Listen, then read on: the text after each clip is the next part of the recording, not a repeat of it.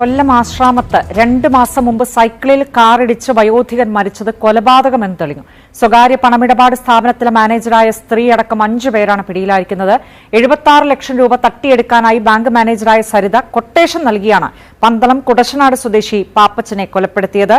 മിഥുൻ സുധാകരൻ വാർത്തയുടെ വിവരങ്ങളുമായി ചേരുന്നുണ്ട്. ഈ മാസമാണോന്ന് കഴിഞ്ഞ മാസമാണോന്ന് അറിയില്ല. ഒരു ചേച്ചി നിങ്ങൾക്ക് അറിയണ്ടാവും, ചന്ദ്രനിൽ ഭൂമി വാങ്ങിയ 20 കോടി രൂപ സഹകരണ ബാങ്കിൽ നിന്നോ അല്ലെങ്കിൽ ഏതോ ഒരു ബാങ്കിൽ നിന്ന് കട്ട. അതായത് ബാങ്കിലെ മാനേജർമാര് ഇപ്പോ കട്ടുകൊണ്ട് പിടിക്കപ്പെടുന്നത് ഒരു സർവ്വസാധാരണ വിഷയമായി മാറിക്കൊണ്ടിരിക്കുകയാണ്. ഇപ്പൊ ഒരു മനുഷ്യനെ 76 ലക്ഷം രൂപ തട്ടിയെടുക്കാൻ വേണ്ടിയിട്ട് ഒരു വയോധികനായിട്ട് ആളെ വണ്ടി ഇടിച്ച് അങ്ങ് കൊന്നു എന്നതിന് ശേഷം ഒരു സാധാരണ മരണം എന്ന രീതിയിൽ ആളുകൾ മറവും കാര്യങ്ങളൊക്കെ ചെയ്ത് പോസ്റ്റ്മോർട്ടം കാര്യങ്ങളൊന്നും ഇല്ല, അങ്ങനെ അവസാനിപ്പിച്ചു. പക്ഷേ കാലം എത്ര മൂടി വെച്ചാലും ആ സത്യം പുറത്തേക്ക് വരും. മിസ്റ്റർ മറ്റേ സാധനല്ലേ, അയ്യോ എന്താണ് അത് ഓർമ്മ വന്നു. അപ്പൊ അതന്നെ അത് പുറത്തേക്ക് വന്നു. എന്തായാലും വാർത്തയുടെ കഷ്ണങ്ങളൊന്ന് കേൾക്കാം. അപകട മരണം ഒരു കേസാണ് ഇപ്പോൾ കൊലപാതകമാണെന്ന് തെളിയിക്കുന്നത്. ഈ പാപ്പച്ചൻ BSNL നിന്ന് വിരമിച്ച ഉദ്യോഗസ്ഥനാണ്. അദ്ദേഹത്തിന്റെ ബാങ്ക് അക്കൗണ്ടിലടക്കം ലക്ഷങ്ങളുടെ നിക്ഷേപം ഉണ്ടായിരുന്നു. അതുകൊണ്ട് തന്നെ ചില സംശയങ്ങൾ ബന്ധുക്കൾക്കും ഉണ്ടായിരുന്നു. ഈ പരാതിയുടെ അടിസ്ഥാനത്തിലാണ് കൊല്ലം ഈസ്റ്റ് പോലീസ് വിശദമായ രീതിയിലുള്ള അന്വേഷണം നടത്തിയത്.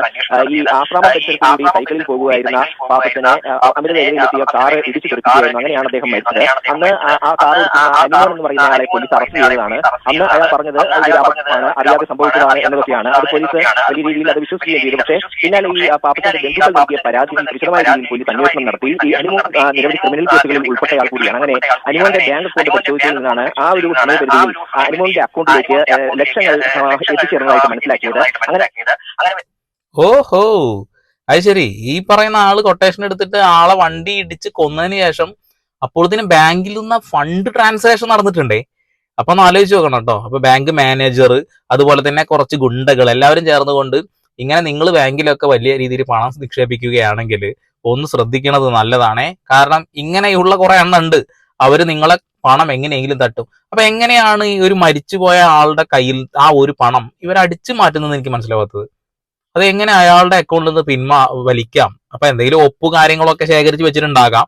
76 ലക്ഷം രൂപ അത് തട്ടിയെടുക്കാൻ വേണ്ടിയിട്ട് ഒരു സാധു മനുഷ്യനെ അങ്ങ് കൊന്നിട്ട് അതും എടുത്ത് നക്കി തിന്നാനൊക്കെ ഇവർക്ക് എങ്ങനെ തോന്നുന്നു എന്നുള്ളതാ. വാർത്ത മുഴുവൻ ഒന്ന് കേൾക്കുക, എന്നിട്ട് നമുക്ക് കുറച്ച് കാര്യങ്ങൾ ഡിസ്കസ് ചെയ്യാണ്ട്. അങ്ങനെ വലിയ സംശയം തോന്നി പോലീസ് നടത്തിയ അന്വേഷണത്തിലാണ് ഈ കൊലപാതകത്തിന്റെ ചുരുളഴിയുന്നത്. ഒരു സ്വകാര്യ ബാങ്കിലെ ഉദ്യോഗസ്ഥയും അവിടുത്തെ തന്നെ ഒരു ജീവനക്കാരനും ചേർന്നാണ് ആസൂത്രണം ചെയ്തെന്നാണ് മനസ്സിലാക്കുന്നത്.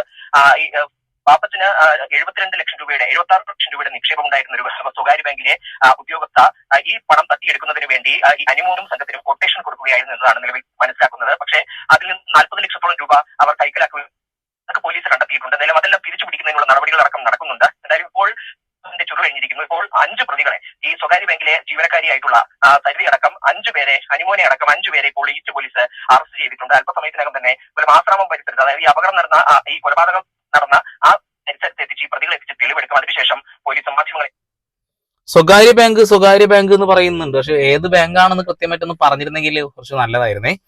അപ്പൊ അതാണ് അവസ്ഥ മക്കളെ.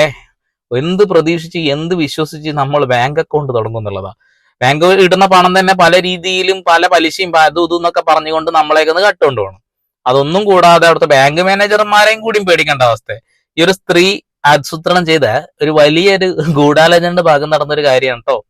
വയോധികന്റെ 40 ലക്ഷത്തിന് മുകളിൽ പണം അത് ഇപ്പൊ തന്നെ അടിച്ചു മാറ്റിയിട്ടുണ്ടായിരുന്നു.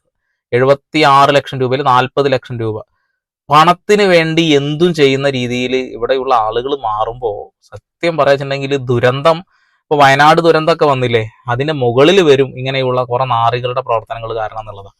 കാരണം എന്താ വെച്ചാൽ അങ്ങോട്ടും ഇങ്ങോട്ടും ഇപ്പൊ കഷ്ടപ്പെടുക, 1 രൂപയെങ്കിലും 1 രൂപ എങ്ങനെയും ദുരിതാശ്വാസ നിധിയിലേക്ക് ഇട്ടുകൊടുത്ത് വയനാടിനെ കരകയറ്റി കൊണ്ടുവരാൻ ശ്രമിക്കുമ്പോൾ ഇതിന്റെ ഇപ്പുറത്ത് നിന്നിട്ട് ലക്ഷങ്ങൾക്ക് വേണ്ടിയിട്ട് ആളുകളെ കൊല്ലുക. പാവപ്പെട്ട സാധു മനുഷ്യന്മാര് ആ ഒരു എന്താ പറയാ ലാൻഡ് സ്ലൈഡിനകത്ത് പെട്ട് മരണപ്പെടുമ്പോൾ ശരീരം പോലും നുറുങ്ങി ആരാണെന്ന് ഐഡന്റിഫൈ പോലും ചെയ്യാൻ കഴിയാതെ ഒരുപാട് ആളുകൾ മറവ് ചെയ്യുമ്പോൾ നമ്മൾ കരഞ്ഞുകൊണ്ടിരിക്കുന്ന സമയത്ത് ഇപ്പുറത്ത് വേറൊന്ന് നടക്കുക, ഒരാളെ കൊന്നുകൊണ്ട് അയാളുടെ പണം അപഹരിക്കാനുള്ള ശ്രമം നടത്തുക. ഓക്കെ, കൊള്ളാം. ഓക്കെ, ഇപ്പൊ രണ്ടാമത്തെ ഒരു സ്ത്രീയെയാണ് ഈ ഒരു രീതിയിൽ, അതായത് മുന്നത്തെ ഒരു ഇത് പറഞ്ഞാൽ 20 കോടി കട്ട് ആർഭാട ലൈഫ് മുന്നോട്ട് പോയൊരു സ്ത്രീ, ആരെയും കൊന്നിട്ടൊന്നുമില്ല. പക്ഷെ ഇവിടെ നേരെ തിരിച്ചാണ്. 76 ലക്ഷം രൂപയ്ക്ക് വേണ്ടി ഒരു വൃദ്ധനായിട്ടുള്ള ഒരു മനുഷ്യൻ, അയാൾ ആയുഷ്കാലം കഷ്ടപ്പെട്ട് ഉണ്ടാക്കിയ റിട്ടയർമെന്റ് ജീവിതം ആസ്വദിച്ച് തന്റെ ഭാര്യയുടെയും മക്കളുടെയും മരുമക്കളുടെയും കൂടെ ഒന്ന് ആസ്വദിച്ച് ജീവിക്കാമെന്ന് വിചാരിക്കുന്ന സമയത്താണ് അയാളുടെ ജീവിതം അപഹരിക്കുന്നത് എന്നുള്ളതാണ്. ഇങ്ങനെയുള്ള ആളുകൾക്ക് ഇവരൊക്കെ ജാമ്യത്തിൽ ഇറങ്ങി വരുള്ളൂ. അതാണ് എനിക്ക് സഹിക്കാൻ പറ്റാത്തത്. ഇങ്ങനെയൊക്കെ വൃത്തികേടുകൾ ചെയ്തിട്ട് ഇങ്ങനെയൊക്കെ ക്രൂരത ചെയ്തിട്ടും ഇവരൊക്കെ ജാമ്യത്തിൽ ഇറങ്ങി നമ്മുടെ സമൂഹത്തിൽ തന്നെ നമ്മുടെ മുന്നിൽ തന്നെ ഞെളിഞ്ഞമർന്ന് നടക്കും. ഇപ്പൊ മരണപ്പെട്ട ഈ ഒരു മനുഷ്യൻ, മരണമല്ല കൊല്ലപ്പെട്ട ഈ ഒരു മനുഷ്യന്റെ മക്കളോ ഭാര്യയോ ഒക്കെ ഇവരെ റോട്ടിൽ നിന്ന് കാണുമ്പോൾ ഒരു അവസ്ഥ ആലോചിച്ചത്. ജാമ്യത്തിൽ ഇറങ്ങി നടക്കുമ്പോൾ ഇവരെ മുന്നിൽ ഇങ്ങനെ കണ്ടുകൊണ്ടിരിക്കുമ്പോൾ അവരുടെ അവസ്ഥ നിങ്ങളൊന്ന് ആലോചിച്ച് നോക്കണം. അപ്പൊ നമ്മൾ എന്ത് വിശ്വസിച്ചിട്ടാണ് ഓരോ ബാങ്കുകളിൽ പോയി പണം നിക്ഷേപിക്കുന്നത്? നമ്മൾ എന്ത് വിശ്വസിച്ചിട്ടാണ് പുറത്തേക്ക് ഇറങ്ങുന്നത്? അല്ലേ? അതാണ് അവസ്ഥ. അപ്പൊ ഇങ്ങനെയാണ് നമ്മുടെ സമൂഹം മുന്നോട്ട് പോയിക്കൊണ്ടിരിക്കുന്നത്. ഇത് ഇങ്ങനെ തുടരുകയാണെങ്കിൽ നമ്മുടെ ജീവിതം അത് ഭയങ്കര ദുഷ്കരാവേ, ഒരു സംശയവും വേണ്ട. കാരണം ഇങ്ങനെ പ്രളയവും മറ്റുള്ള കാര്യങ്ങളൊക്കെ ഓരോ ആളുകളുടെ ക്രൂരത കൊണ്ട് വരുന്നതാണെന്ന് പല ആളുകളും പറയുന്നത്. ചില സമയത്ത് നമ്മൾ ചിന്തിക്കുക ശരിയാണോ അങ്ങനെയാണോ എന്ന്, അല്ലെ?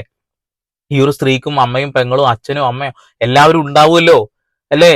അപ്പൊ താങ്കളുടെ അച്ഛനെ ആരെങ്കിലും ഇന്ന രീതിയിൽ കൊന്നു കഴിഞ്ഞാൽ എന്താവും നിങ്ങളുടെ ഒരു എന്താ പറയാ അവസ്ഥ? വളരെ മോശമാവും, വളരെ പരിതാപകരവും, അല്ലെ? അപ്പൊ ഇമ്മാതിരി ഉളകളെ ഒന്നും ഇവിടെ വെച്ച് പൊറപ്പിക്കേണ്ടത്, ജാമ്യത്തിൽ വിടണ്ട, അവിടെ തന്നെ അകത്ത് തന്നെ കിടക്കട്ടെ. ഒരു മനുഷ്യന്റെ ജീവിതം കണ്ട് എടുത്തിട്ട് അയാൾ ഒന്നും അറിഞ്ഞിട്ടില്ല, അയാളെ ലൈഫാണ്ട് എടുത്തിട്ട് ആ പണവും തട്ടിയാണ് ജീവിക്കാന്ന് വിചാരിക്കുന്നെങ്കിൽ കിടക്ക് തന്നെ ജയിലില്. വേറെ ഒന്നും എനിക്ക് പറയാനില്ല. ഓക്കെ, അപ്പോ ഇതാണ് അവസ്ഥ.